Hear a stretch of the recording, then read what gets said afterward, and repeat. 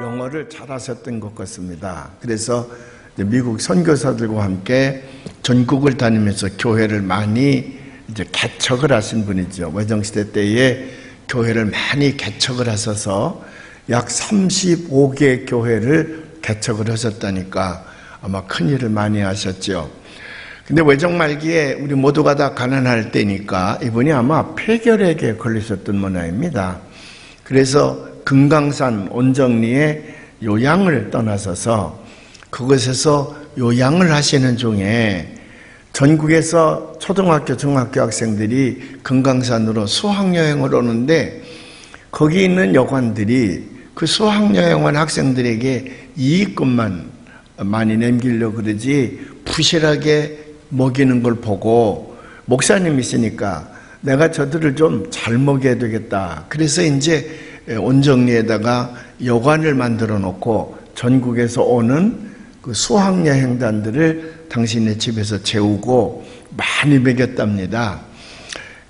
우리 교회의 한행순 권사님의 아버님이신 한병섭 장로님이 외정시대 때에 초등학교 선생님이셨는데 아마 사범학교를 가짜로 맞고 초등학교 선생님이셨는데 이제 온정리로 금강산 수학여행을 아이들을 데리고 갔는데 다른 집에서는 뭐 조그만한 밥그릇에다 주는데 그 윤석열 목사님이 하시는 그 여관에 갔더니 밥을 큰 다라에다 퍼놓고 마음대로 먹어라. 그래서 그 한병섭 장로님이 좀 키가 크고 등치가 있는 분이거든요. 외정시대 때는 그분이 이제 초등학교 선생님을 하시다가 6.25 때에는 군에 입대하셔서 이제 육군 중령으로 제대를 하시고 우리 교회 장로님으로 계셨는데 돌아가신 지가 벌써 한 20년쯤 됩니다. 근데 이제 그분이 초등학교 선생님으로 가보니까 이게 자유배식을 하거든, 자유배식. 그래서 그때는 다 배고플 때니까 몇 번을 갖다 먹었냐면 14번을 갖다 먹었대요. 그 한병섭 장로님이 제가 이 교회 부임했을 때에 장로님이셨는데 새벽기도에 꼭 나오시는 분이었는데 가끔 앉아서 저랑 식사를 할라 치면 그때 그 온정리 가서 14접시 기록적으로 자기가 먹었노라고. 근데 그 윤석열 목사님은 그렇게 했지만 망하질 않고 오히려 돈을 많이 버신 모양입니다. 그래서 이제 오셔서 그때는 여기가 시골 이제 소나무 밭이었는데 이쪽에다 땅을 많이 사놓으셨던 것 같아요. 지금 이화 여자대학교, 연세대학교 옆에 그쪽에다가도 산을 좀 많이 사놓고 그랬은 모양이에요. 해방이 되니까 이제 이 나무로 오셔서 그러던 중에 6.25가 터졌습니다. 그래서 6.25가 터져서 많은 우리 병사들이 전사를 하게 되지요. 그 윤석열 목사님의 큰아들이 감리교 신학대학 4학년에 재학 중이었는데 아마 육군에 징집이 됐던 모양입니다. 육군 장교로 징집이 되어서 전쟁에 참여했는데 잘 참여해서 잘 싸우셨는데 거의 전쟁이 끝나갈 무렵에 그만 금화전투가 무슨 전투에서 전사를 하셨습니다. 당신의 대를 이어서 목회를 해갈 아들인데 전쟁터에서 전사했다는 얘기를 듣고 얼마나 마음이 슬프셨겠습니까? 그러나 아들이 감리교 신학대학 4학년에 재학 중이어서 졸업하면 이제 목사가 될 사람이었는데 전사를 했으니 아들의 목회를 이어갈 교회를 내가 세워야 되겠다. 그래서 당신이 사놨던 여기 소나무밭 땅을 348평가를 기증을 하셔서 감리교 재단에 봉헌을 하고 거기서부터 교회를 시작을 하신 것이 우리 교회입니다. 처음 예배를 볼 때는 소나무밭이더라고요. 근데 소나무밭 한 귀퉁이를 이제 소나무를 베고 조그마한 양철지방으로 되어 있는 피난민 수용소 같은 교회를 하나 지어서 그게 첫 번째 교회죠. 늘 우리 교회 역사에 보면 그 첫 번째 교회 모습 양철지붕으로 한 조그마한 피난민 수용소 같은 집이 하나 있는데 거기 여학생이 하나 앉아 있는데 그 여학생을 좀 찾아야겠는데 그때는 중학교 다니는 여학생이 참 희귀할 때거든요. 고유 학생이 누군지 제가 여기 20여 년 지나면서 이 학생을 좀 찾아보자고 많은 사람들이 얘기를 했는데 끝내는 찾지를 못했습니다. 처음에는 이제 학생들 몇 명이 와서 예배를 받겠죠. 그러다가 지난 62년 동안에 윤석열 목사님을 1대 목사님으로 해서 제가 여섯 번째 목사입니다. 여섯 번째 목사님이 이 교회를 섬기면서 교회도 제가 여섯 번째 지었습니다. 여섯 번째.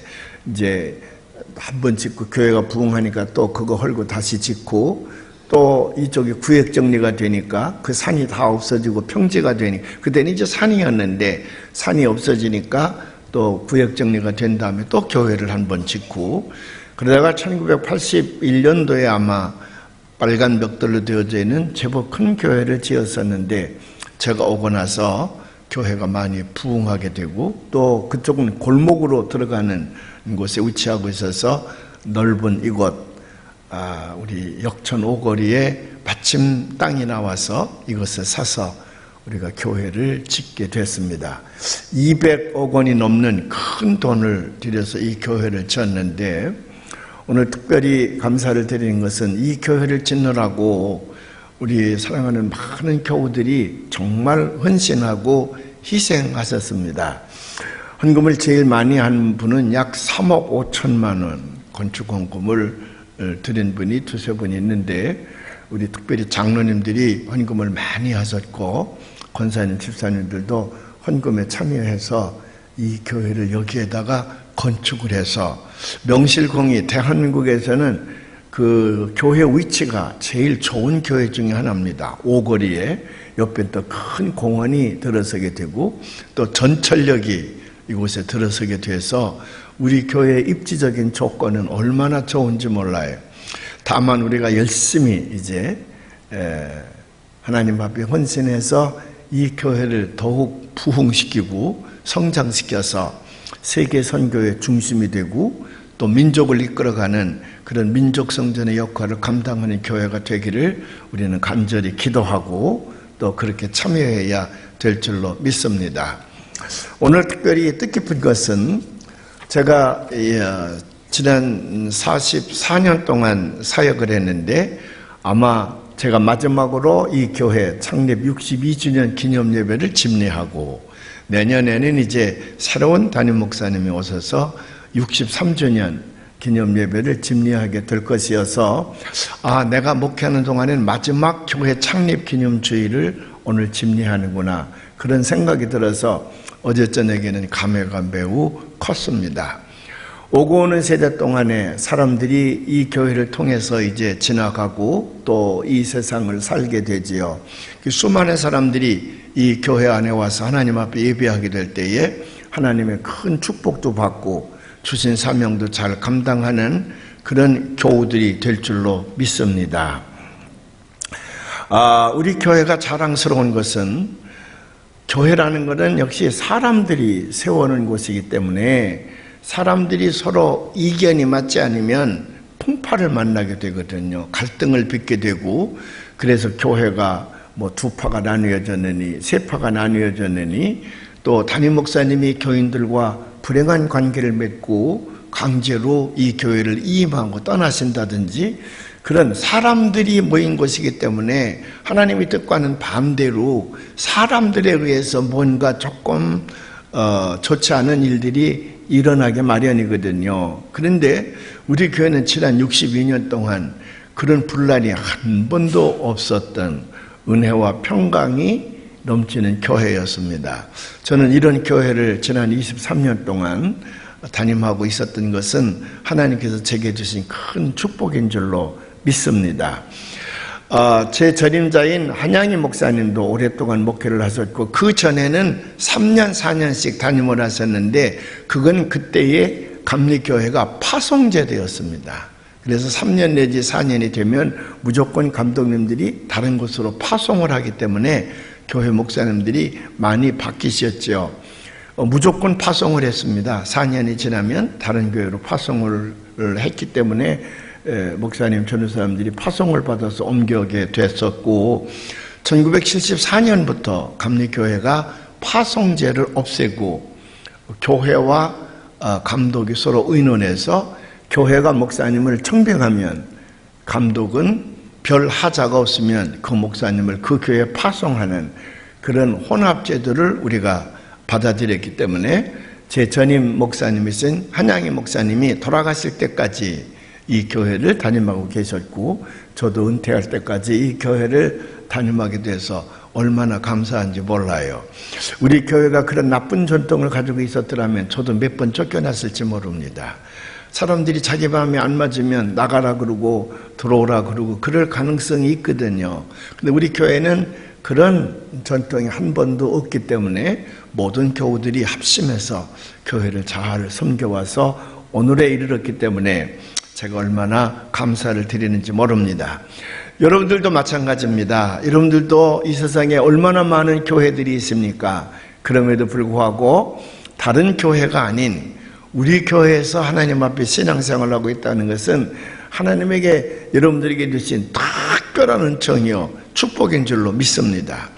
여러분들이 오고 싶어서 이 교회에 오셨지요. 그러나 여러분들의 발걸음을 인도하신 이는 성령이신 줄로 믿습니다. 성령님께서 여러분들을 특별히 사랑하셔서 지난 62년 동안 정말 은혜와 평안 가운데에 하나를 이루었던 은평교회의 한 가족으로 보내주신 줄로 믿습니다. 은평교회 여러분들을 보내주셨으니 나를 이 교회에 인도해주신 하나님 앞 정말 감사해야 되겠다 그런 마음을 가지고 오늘 창립 62주년 예배에 참여하시는 여러분들이 되시기를 바랍니다. 제가 이제 44년 동안 목회를 하면서 제 마음, 요즘에 이제 목회를 정리를 하는데 제 마음속에 가지고 있던 많은 질문들이 있지요. 구원이라고 하는 것은 뭐냐? How can I define the faith? 내가 구원을 어떻게 정의를 할 것이냐? 또 신앙을 어떻게 정의할 것이냐? 또 구원이라고 하는 건 뭐냐? 구원. 그 salvation이라고 그러는데 How can I define the salvation? Salvation. 그 구원, redemption이라고도 얘기를 합니다만은 그 구원이라고 하는 건 도대체 뭐냐? 그거에 대한 질문을 목회자는 수없이 하게 됩니다. 또 교회를 담임하고 있기 때문에 How can I define the church? 교회라고 하는 것은 도대체 뭐냐? 그것도 끊임없이 가지고 씨름하는 질문이기도 하지요. 여러 일들이 있을 때마다 하나님께 매달려 기도하면서 도대체 교회는 뭡니까? 구원이라는 건 뭡니까? 신앙이라고 하는 건 뭡니까? 그런 걸 가지고 목회자들은 씨름하게 마련입니다. 어떤 분들은 단답형으로 교회는 이것이다, 구원은 이것이다 이렇게 단답형으로 자랑스럽게 얘기하는 분들이 있지만 뭐 그런 믿음을 가지고 사시는 분들이어서 잘못된 것은 아니지만은 그렇게 단답형은 마치 봉사가 코끼리를 만지면서 코끼리는 이거다 그렇게 얘기하는 것과 같습니다. 예수님도 다 알지 못하신다 그랬잖아요.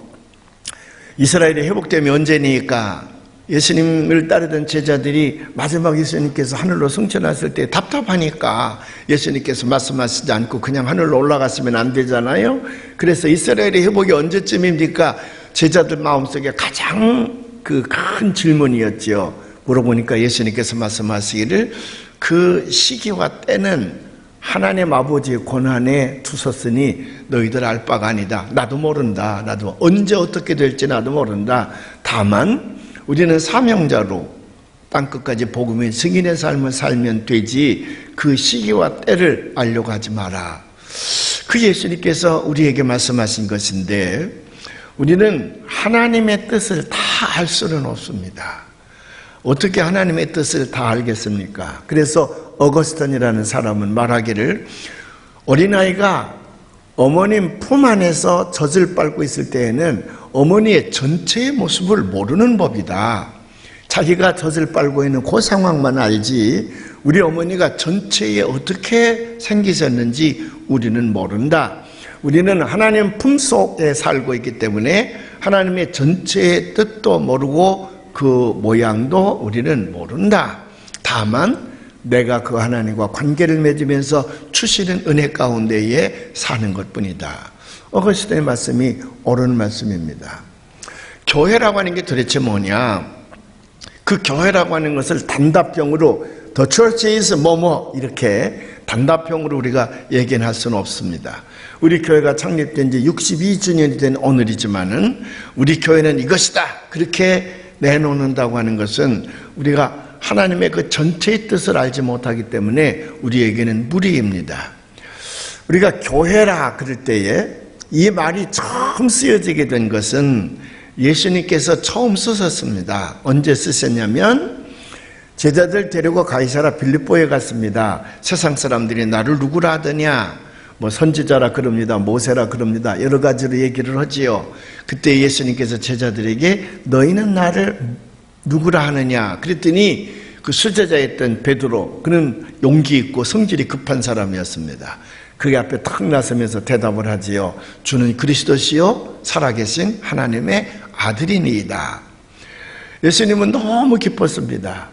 자기 제자가 정확하게 이렇게 자기를 설명할 줄은 몰랐거든요. 이 베드로의 믿음의 고백이거든. 베드로 가슴 속에 예수님을 바라보는 고백이 그거야. 주는 그리스도시요 메시아라, 이스라엘을 구원할 메시아라 그 말이죠. 주는 그리스도시요 살아계신 하나님의 아들이니다. 하나님의 아들로 이 땅에 오신 분입니다. 그렇게 고백하는 말을 듣고 너무 기뻐서 베드로에게 많은 상급을 줍니다. 그 상급 가운데 하나가 천국 열쇠를 주지요. 천국 열쇠를 줘요. 그 다음에 이름을 바꿔줘요. 원래 시몬이라는 이름이었는데 파트로스, 히라보로는 파트로스라 그러는데 그게 반석이란 말이거든. 반석. 내 이름을 앞으로 페트로스라, 반석이라 하리라. 그리고는 그 다음에 하시는 말씀이 내가 이 반석 위에 교회를 세우리라. 천주교회는 여기서 좀 달라지는 건데, 천주교회는 베드로의 이름이 반석이니까 베드로 위에다 교회를 세우겠다는 얘기다. 그래서 베드로를 일대 교황으로 그들은 얘기를 합니다. 교황 무오설이 거기서부터 출발하거든요. 그런데 우리 개신교회는 그렇게 믿지 않습니다. 예수님께서 베드로를 페트로스, 반석이라고 이름 지은 것은 자연인 베드로를 가리키는 것이 아니라 그가 고백한 신앙 고백, 주는 그리스도시요 살아계신 하나님의 아들이니이다. 예수님께서 이 반석의 교회를 세우리라 한 말은 베드로가 고백한, 바로 베드로가 고백한 그 신앙 고백, 주는 그리스도시요 살아계신 하나님의 아들이니이다. 그 반석 위에 교회를 세운다는 얘기거든요. 그 신앙 고백 위에 교회를 세운다는 거야. 그래서 우리는 베드로를 일대 교황으로 보질 아니하고 그냥 12명의 제자 중에 하나로 우리가 보는 거지요. 그때 처음으로 신약 성경에서는 교회란 말을 쓰게 됩니다. 근데 성경에는 이 교회란 말과 같은 의미로 쓰여지는 단어가 몇 개가 있었습니다. 구약 성경에는 두 가지가 있었어. 하나는 카할이라는, 카할, 따라서 해봐요. 카할이라는 단어가 있었고, 또 하나는 에다라는 단어가 있어. 따라서 해봐요. 에다. 카할이라고 하는 말은 하나님이 특별히 구별하여 불러내서 모이게 한 공동체, 하나님이 특별히 불러내서 모이게 한 공동체입니다. 그거를 카할이라 그랬습니다. 에다란 말은 무슨 말이냐면 하나님께 예배하기 위하여 모인 공동체예요. 하나님께 예배하기 위하여 모인 공동체, 같은 의미예요. 조금 달라. 카할은 하나님이 불러낸 사람들이야. 그런데 에다는 자기들이 모인 공동체의 의미가 조금 강합니다. 이것이 신약 성경에 와서는 두 개의 단어로 또 번역되어지는 거예요. 카할은 에클레시아란 말로, 번역되고, 에다는 시나고게란 말로 번역이 되는 겁니다. 그래서 에클레시아는 교회로, 그 다음에 시나고게는 회당으로, 그렇게 신약 성경에서는 구별을 했습니다. 그래서 유대교는 에다란 말을 택합니다. 지금도 시나고게, 회당. 그래서 각 나라마다 유대인들이 모여있는 곳에는 회당이라는 것이 있는데 그 사람들은 그것을 시나고게라고 불러요. 근데 개신교회는 하나님 앞에 예배하는 곳을 에클레시아라고 불러요. 두 개 다 우리가 알아야 될 것은, 물론 집이란 말도 의미는 있지만 더 진의는 뭐냐면, 에클레시아이든 시나고게이든 건물을 의미하기보다는 하나님이 불러낸 백성들입니다. Assembly of God. 하나님이 불러낸 백성들입니다. 회당도 마찬가지예요. 회당도 짓는다, 회당에서 모여라 그러니까 그 시나고게란 말이 집을 의미하기도 하지만 그 집보다는 더 강한 의미는 하나님 앞에 예배하기 위하여 모인 공동체, 사람들을 의미해요. 사람들. 그래서 유대교의 회당이란 말과 기독교의 교회, 에클레시아라는 말은 같은 의미를 가지고 있는 것이지만은, 유대교는 회당이란 말을, 우리 기독교는 에클레시아라는 말을 교회의 이름으로 부르게 되어져서 마치 유대교와 기독교의 분기점이 바로 교회를 호칭하는 문제에서부터 갈라지는 것, 이것이 역사적인 하나의 현실로 나타났습니다. 그런데 영어로는 교회를 church라 그러거든요. 독일어는 키르헤라 그렇게 얘기를 합니다. 스웨덴어로는 키르카 그렇게 얘기를 하는데, 이것은 어디서부터 나온 단어냐면 히라버 퀴리케라는 말에서 단어 나와 있는 것인데, 이 퀴리케라는 말은 단순한 공동체라는 말이에요. 누가 이 말을 쓰길 좋아했냐면 마틴 루터가 이 말을 쓰기를 좋아했습니다. 그래서 그동안에 이제 우리 캐톨릭에서 계속 써오던 에클레시아라는 말과 구별해서 우리는 키르케라는 말을 마틴 루터가 많이 썼기 때문에 아마 천주교 구별하기 위해서 썼던 것 같아요. 그래서 영어로는 교회를 church, 독일어는 키르케, 또 스웨덴어는 키르카, 그렇게 이제 번역을 한 것 같습니다. 그러나 우리 개신교에서의 교회란 말은 바로 아까 말씀드린 것처럼 에클레시아라는 말로부터 우리가 나왔기 때문에 하나님이 특별히 불러내어서 모인 공동체. 왜 하나님께서 그들을 특별히 불러냈냐 그러면, 하나님 앞에 예배하게 하기 위해서, 하나님 앞에 예배하게 하기 위해서 하나님께서 특별히 불러낸 공동체. 그래서 특별히 불러낸 공동체라 그러니까 그건 거룩한 공동체지요. 여러분이 거룩하다는 말, 하기오스라는 말은 히라보로, 이게 거룩하다 그러니까 우리의 몸집이라든지 이런 여러 가지 행동의 어떤 특별한 모습을 얘기하는 줄 아는데 아니에요. 이 거룩하다는 말은 구별됐다는 얘기거든. 세상과 구별됐다는 거야. 왜 세상과 구별됐냐? 하나님이 그 세상으로부터 특별한 백성들을 불러냈다는 말이거든요. 그래서 우리는 예수 그리스도를 구세주로 고백하고 하나님께 예배하여 모인 공동체인데, 이것은 내가 아까 말씀드린 것처럼 내가 여기 오고 싶어서, 내가 교회에 나오고 싶어서 나왔다고 우리는 생각을 하지만, 그러나 엄밀한 의미로 보면 내가 교회에 오고 싶은 마음을 하나님이 주셨다고 말이에요. 그래서 하나님이 특별히 나를 불러내서, 이 세상으로부터 불러내서 거룩한 공동체, 하나님의 교회를 이루게 하고 거기서 하나님 앞에 예배를 드리게 했다. 이것이 교회의 참된 의미예요. 우리가 교회란 말을 한마디로 얘기할 수는 없지만은, 교회에 대한 잘못된 이해를 갖게 되면 이단에 쉽게 빠지게 됩니다. 그래서 교회에 대한 바른 이해를 가져야 되는데, 이 교회는 내가 주체가 아니라 하나님이 주체임을 꼭 믿으시기를 바랍니다. 그래서 교회의 주인은 하나님이시요, 교회의 머리, 그 터라 그러는데 교회의 터는 예수 그리스도시요, 교회를 이끌어 가시는 분이면 성령님이야. 근데 그 성령님이 누구를 사용해서, 우리 인간을 사용해서 교회를 이끌어 가시지. 그래서 교회는 신비한 공동체요, 거룩한 공동체요, 믿음의 공동체입니다. 성령님이 이끌어 가신다 그래서 교회를 성령의 공동체라고도 얘기를 합니다. 여러분이 이 공동체 안에 들어오시게 됐습니다. 여러분 생각에는 여러분들이 오고 싶어서 왔지요. 이 세상에 수백만 개의 교회가 있겠지만은 특별히 이 교회를 여러분들이 택해서 오셨지만 여러분들의 마음을 이곳으로 향하게 하시고 이 교회에 오고 싶어하는 마음을 주신 이는 성령님이신 줄로 믿으시기를 바랍니다. 그래서 교회는 민주적인 공동체가 아니야. 가끔 사람들이 교회를 민주적으로 운영합시다.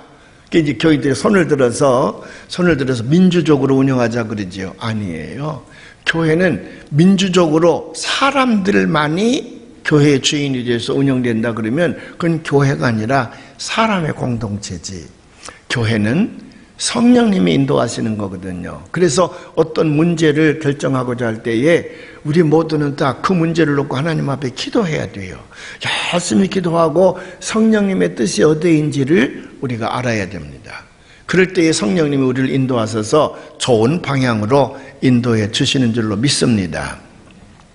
그런데 우리가 이제 하나님의 특별한 사랑으로 이제 택함을 받아서 우리가 은평교회를 이루었습니다. 그래서 이것을 이끌어가도록 성령님께서 우리를 여기 보내주셨는데, 그러면 이 교회 안에서 우리가 해야 될 일들은 뭔가? 여러 가지가 많이 있어요. 근데 그걸 저는 크게 4가지로 종합해서 요약해서 말씀을 드리고자 해요. 자, 오늘 보면 오늘 우리가 로마서 5장 10절부터 15절에 있는 말씀을 봉독했는데 그 중에서 11절에 있는 말씀이 굉장히 중요한 키포인트 말씀이거든요. 우리 키포인트 말씀을 한번 다 같이 봉독해 보십시다.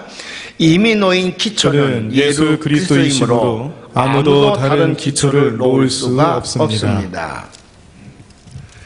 아무도 foundation. No one can lay any foundation other than Jesus Christ. 예수 그리스도 이외에는 다른 기초가 여기 수가 없습니다. 보통 이단들은 그 이단의 교주가 있거든. 그 교주를 중심으로 해서 교회가 이루어지는 거예요. 그래서 그건 이단이에요. 어떤 누구도 교회의 터가 될 수가 없다. 여기 교회의 터는 교회의 머리란 말로도 얘기를 하는데, 이 교회의 터는 뭐냐면 예수 그리스도의 이 교회의 본질을 말하는 건데, 교회의 본질은 뭐냐면 예수 그리스도의 말씀이거든요.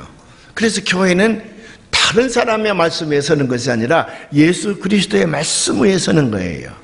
그 예수 그리스도의 말씀은 우리 신약성경 복음서 전체에 있고, 그건 곧 하나님의 말씀이기 때문에 창세기부터 계시록까지 다 있습니다만은 그 전체의 말씀은, 하나님이 우리에게 주시고자 하는 전체의 말씀은 2가지로 제가 요약을 하는 거예요.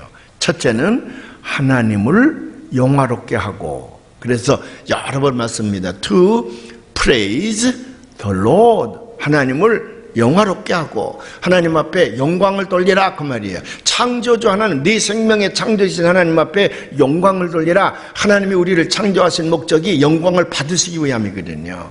그래서 우리가 모여서 하나님 앞에 영광을 돌려야 되고, 2번째는 뭐냐? 우리를 구원하시기 위함이거든. 그래서 to raise people, 사람을 세워서 하나님의 존귀한 사람으로 쓰임받게 하는 것, 그것이 교회예요. 교회는 하나님의 예수 그리스도의 말씀에 의하여 세워졌는데, 그 말씀을 요약을 하면 하나님을 영화롭게 하고 사람을 세워서 하나님이 존귀하게 쓰시는 인물이 되게 하는 것, 그래서 그것이 교회의 본질이요. 교회의 본질이에요. 그래서 제가 여러 번 말씀드리지 않습니까? 교회가 이 땅에 존재하는 이유는 첫째는 하나님을 영화롭게 하는 일이요, 하나님을 예배하는, 하나님을 경배하는 일이요, 2번째로는 사람을 세우는 일이다. 그리스도의 이름으로 사람을 세워서 존귀하게 쓰임받게 하는 것이 교회이다. 그래서 교회를 비전의 언덕이라 그러기도 하고, 교회를 희망의 집.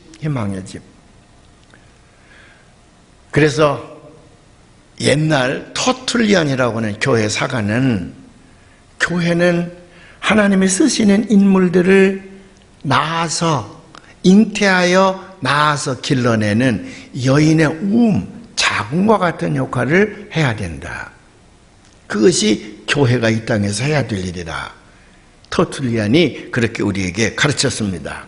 자, 하나님을 영화롭게 하고 사람을 세우는 일, 이것을 위해서는 4가지 일이 필요하다고 제가 말씀드린 거예요. 첫째는 뭐냐면 예배하는 겁니다. 우리 교회의 존재의 목적은 첫째도 둘째도 셋째도 정성스럽게 온 마음을 다하여 예배하는 일이에요. 우리 신앙인들이, 십자가의 은총으로 구원받은 우리 신앙인들이 행해야 될 가장 중요한 신앙의 행위가 하나님 앞에 예배하는 거예요. 이 예배를 경히 여기고, 다른 거는 열심히 해. 다른 거는 열심히 하는데 예배를 경히 여긴다 그러면 그건 참 신앙인이 아니에요. 우리는 언제든지 예배. 그래서 사도행전에도 보면 저들이 모이는데 힘썼다.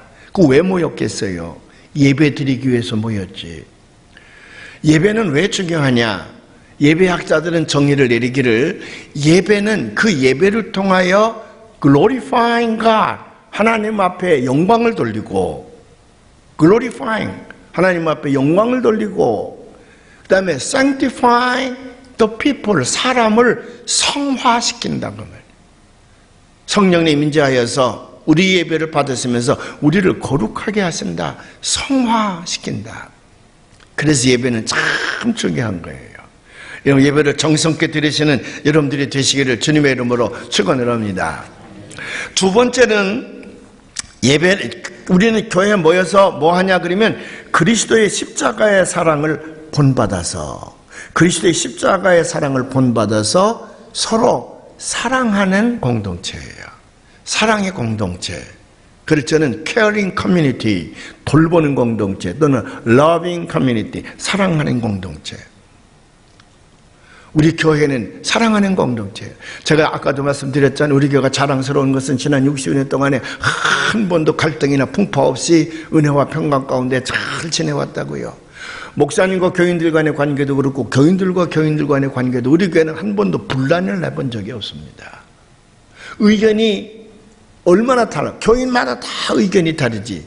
서로 다른 의견을 가지고 있었지만은 기도하면서 그것을 하나로 묶어냈던 62년의 역사예요.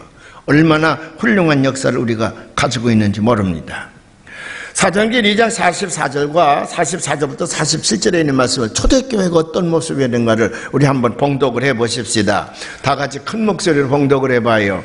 믿는 사람이 다 함께 있어 모든 물건을 서로 통용하고 또 재산과 소유를 팔아 각 사람의 필요를 따라 나눠주며 날마다 마음을 같이하여 성전에 모이기를 힘쓰고 집에서 떡을 떼며 기쁨과 순전한 마음으로 음식을 먹고 하나님을 찬미하며 또 온 백성에게 찬송을 받으니 주께서 구원받는 사람을 날마다 더하게 하시니라. 여기서 living together예요. living together. living together는 loving together야. living together는 loving together. 사랑하는 공동체예요. 그래서 사랑하는 여러분, 부름받은 사람들에게 있어서 이 땅을 살아갈 때에 그리스도의 편지가 되게 하라. 고린도후서 3장에 보면 그렇게 바울이 우리에게 명령하는데, 그 그리스도의 편지가 된다는 말은 내 몸이 사랑의 몸이 되어야 된다고 말이죠. 그리스도의 십자가의 사랑이라는 게 뭐야? 우리를 위하여 자기 생명을 바치신 희생과 헌신의 사랑이잖아요. 우리도 다른 사람을 사랑할 때에 나 자신을 그에게 희생하고 헌신하며 그를 세우는 일. 그래서 사랑은 용서하는 것입니다. 사랑은 돌보는 것입니다. 사랑은 세워주는 겁니다. 사랑은 섬기는 겁니다. 사랑은 봉사하는 겁니다. 사랑은 희생하는 겁니다. 그래서 예수님께서도 내가 섬김을 받으러 온 것이 아니라 도리어 섬기러 왔노라. 여러분, 은혜로운 교회를 가보면, 제가 수없는 교회를, 부흥회를 다녀보는데 은혜로운 교회를 가보면 봉사자가 많아요. 땀 흘리면서 나와서 열심히 봉사해요. 근데 아주 완악한 교회를 가보면 서로 대우만 받으려고 그러지, 예우만 받으려고 그래요. 그런 교회는 성령이 역사하지 않아요. 그런 사람이 끌어가는 공동체밖에는 안 돼요. 그래서 우리 교회는 사랑의 공동체, living together and loving together, together. 이번에 힐러리가 대통령이 나오면서 이게 stronger together, 함께하면 강해집니다 그랬다는데, 마찬가지, 신앙도 마찬가지예요. 함께하면 강해집니다. 함께하면 부흥됩니다. 할렐루야. 네, 셋째로는 뭐냐? 교회는 하나님의 부름받은 사람들이 모이는 공동체라 그랬죠. 왜 하나님께서 불러내셨느냐? 그들을 훈련시키기 위해서, 그리스도의 제자로 훈련시켜서 땅끝까지 복음의 증인으로 삼기 위해서입니다. 그래서 우리는 또 훈련에 열심히 참여해야 돼. 교회 안에서 무슨 재직 훈련만 훈련이 아니야. 성경 공부라든지 이 모든 것들이 다 훈련이에요. 골로새서 3장 16절의 말씀을 하면 다 같이 봉독해 보십시다. 그리스도의 말씀이 너희 속에 풍성히 거하여 모든 지혜로 피차 가르치며 권면하고 시와 찬송과 신령한 노래를 부르며 감사하는 마음으로 하나님을 찬양하고. 교회의 터가 되는 그리스도의 말씀을 배우고 그 말씀을 실현하기 위하여 훈련하고, 그리고 나아가게 될 때에 어떤 유혹, 어떤 시험이 온다 할지라도 우리는 강하게 믿음의 궤도 위에 설 수가 있습니다. 그래서 마지막 네 번째는 뭐냐면 세상을 향하여 나아가서 그리스도의 증인으로 사는 거예요. 그리스도께서 우리에게 주신 구원의 말씀의 증인으로 살아가는 겁니다.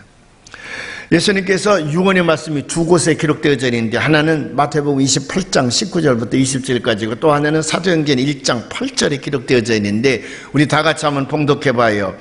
그러므로 너희는 가서 모든 민족을 제자로 삼아 아버지와 아들과 성령의 이름으로 세례를 베풀고 내가 너희에게 분부한 모든 것을 가르쳐 지키게 하라. 볼지어다 내가 세상 끝날까지 너희와 항상 함께 있으리라 하시니라. 왜 항상 우리와 함께 계시겠다고 했냐면, 가서 그리스도의 말씀을 전하여 세례를 주고 그들을 가르치는 일을 위해서 함께 하시겠다.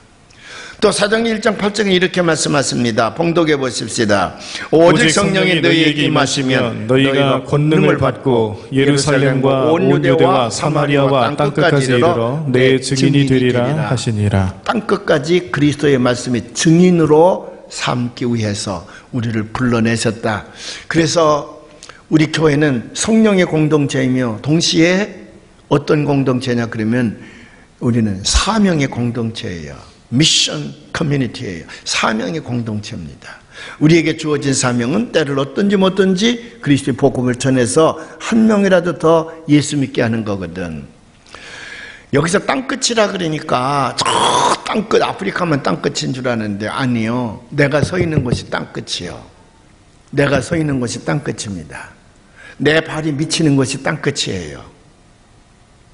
나와 관계를 맺고 있는 사람들이 그게 땅끝이에요. 내가 내 생명을 거두는 그곳, 거기도 땅끝이에요. 언제든지 우리에게는 땅끝에 서 있습니다. 그걸 종말론적인 삶이라 그래요. 그래서 내가 서 있는 곳에서 나는 언제든지 그리스도의 증인이 되어야 돼. 어떤 사람은 집안에서는 흉악한 아버지가 되고 바깥에 나가서는 예수 믿는 사람인 척하는데, 그 사람들 그 집안이, 자기가 머물던 그 집안이 땅끝이야. 거기가 땅끝이에요. 언제든지 내가 서 있는 곳이 땅끝입니다. 거기에서 나는 그리스도의 증인된 사명을 감당하게 될 때에 하나님은 매우 기뻐하실 줄로 믿습니다. 우리 은평교회가 62년 동안 그렇게 해왔고 앞으로도 그렇게 해나갈 줄로 믿습니다. 기도하시기